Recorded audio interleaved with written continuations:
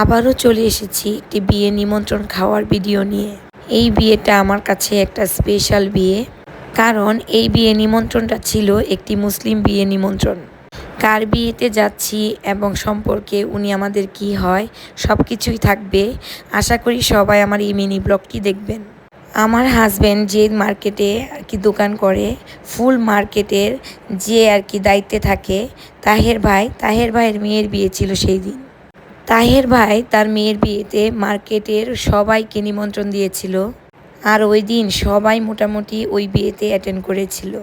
তো আমার হাজব্যান্ড আমাকে বলতেছে তাহের ভাই নাকি বারবার করে বলে এসেছে যে আপনার বউকে নিয়ে যাবেন দাদা। আর ময়মনসিংহ থেকে অনেকটাই দূরে তাহের ভাইয়ের বাসা, একটা গ্রামে। তো গ্রামীণ পরিবেশে বিয়ে খাওয়ার মজাই আলাদা। আমরা তো সবসময় একঘেয়েমি জীবন নিয়েই চলাফেরা করি। শহরের বিয়েগুলোতে ম্যাক্সিমাম সময় দেখা যায় যে সেন্টারে যায়, খাওয়া দাওয়া করি, একটু থেকে এসে পড়ি। ওই রকম আলাদা ভালো লাগা তেমন কিছু কাজ করে না, সব একঘেয়েমিই লাগে।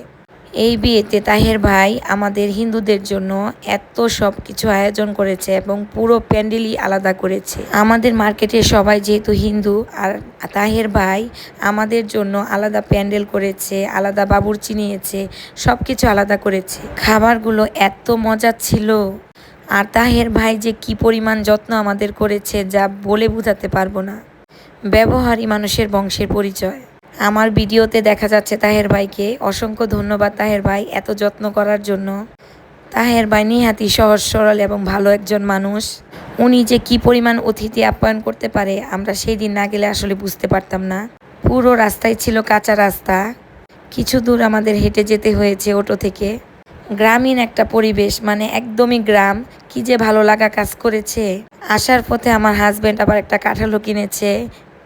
গ্রামে যা দেখি সবই ভালো লাগে, মনে হয় গ্রাম থেকে সব কিছুই নিয়ে যায়।